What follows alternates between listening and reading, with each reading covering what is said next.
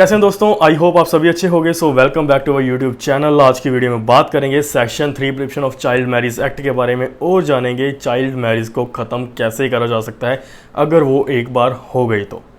अगर आप हमारे चैनल पे नए हैं, सब्सक्राइब नहीं करा, प्लीज़ कर दें, बेल आइकन दबा दें ताकि जब भी कोई वीडियो लेकर आऊँगा आपके पास नोटिफिकेशन आएगी, देख लेना और आप मेरे से डायरेक्ट बात कर सकते हो। अपॉइंटमेंट का लिंक डिस्क्रिप्शन बॉक्स में मेंशन है। चलिए स्टार्ट करते हैं आज की वीडियो बिना किसी देरी से।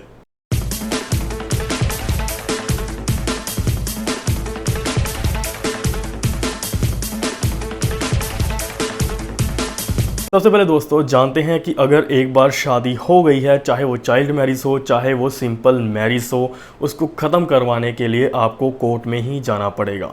ये बात अलग है कि चाइल्ड मैरिज कहीं पे हो रही है तो उसको वहाँ पे रोका जा सकता है, लेकिन अगर वो एक बार हो गई तो उसको ख़त्म करने के लिए आपको कोर्ट में ही जाना पड़ेगा।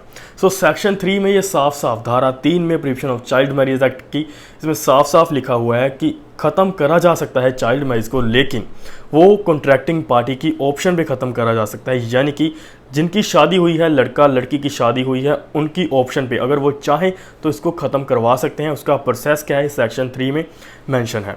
सेक्शन 3 की बात करें तो उसका सब जो पहला क्लोज है उसमें ये बताया गया है कि कॉन्ट्रैक्टिंग पार्टी इसको ख़त्म करवा सकती है। उसके लिए उनको जो है डिस्ट्रिक्ट कोर्ट में एप्लीकेशन केस लगाना पड़ेगा। क्लोज 2 में ये बताया गया है कि if at the time of petition the petitioner is a minor, यानी कि जब वो एप्लीकेशन लगा रहे हैं शादी को ख़त्म करने की, अगर वो नाबालिग हैं तो उस समय उसके माता पिता या उनका कोई फ्रेंड होगा या कोई भी उनका रिश्तेदार होगा, उनके बिहाफ पे वो केस फाइल कर सकता है बच्चों के बिहाफ पे जिनकी शादी हुई है। मैंने आपको पहले बताया शादी ख़त्म करवाने के लिए दोनों की मर्ज़ी होनी चाहिए। अगर वो चाहें तो शादी ख़त्म करवा सकते हैं, बाल विवाह ख़त्म हो सकता है। लेकिन अगर वो उनका बाल विवाह हुआ है और अभी भी वो नाबालिग हैं तो इस केस में जो है उनके जो पेरेंट्स होंगे वो कोर्ट में केस फाइल कर सकते हैं। अब इसका थर्ड क्लॉज कहता है the petition under this section may be filed at any time but before the child filing the petition completes 2 years of attaining maturity. ये थोड़ा सा कॉम्प्लिकेटेड है, इसको समझना आपके लिए बहुत ज़्यादा ज़रूरी है।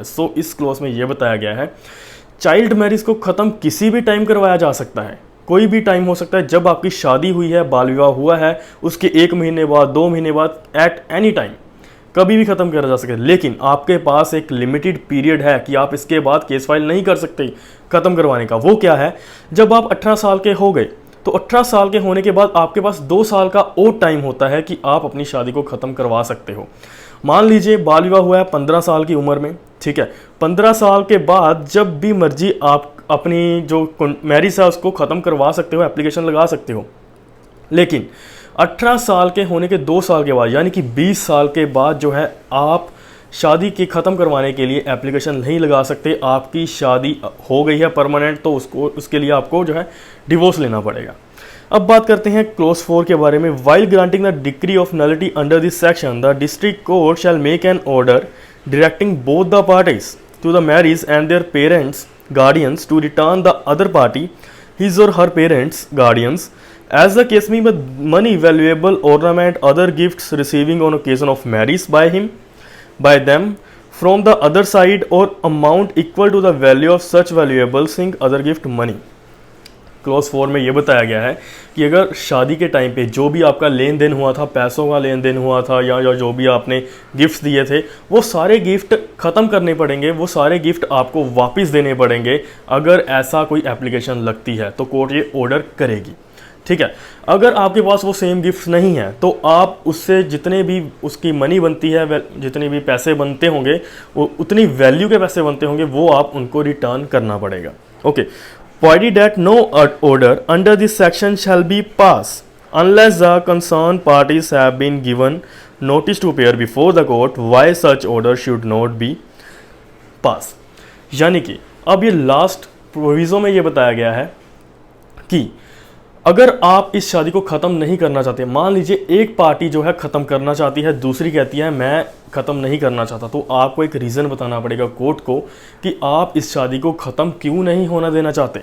आपका रीज़न अगर सही लगेगा तो कोर्ट ऑर्डर करेगी, आपका रीज़न सही नहीं लगेगा तो कोर्ट ऑर्डर जो है नहीं करेगी।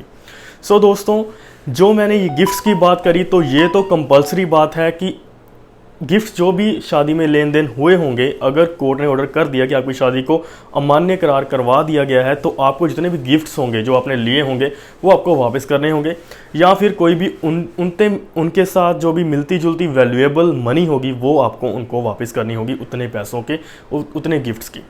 दोस्तों, कैसी लगी आज की वीडियो? अगर आपको अच्छी लगी हो प्लीज़ वीडियो को लाइक ज़रूर कर दें, अपने दोस्त का शेयर करिएगा ताकि उनको भी ये इन्फॉर्मेटिव वीडियो जो है मिल सके, उनको ये पता चल सके कैसे चाइल्ड मैरिज को ख़त्म करवाया जा सकता है, कितना टाइम पीरियड है ख़त्म करवाने के लिए। मिलते हैं अगली वीडियो में। लीगल एजुकेशन और नॉलेज लेने के लिए हमारे चैनल को सब्सक्राइब ज़रूर करें ताकि जब भी मैं कोई वीडियो लेकर आऊँ आपके पास उसकी नोटिफिकेशन आ जाए और आप उस वीडियो को देख सको।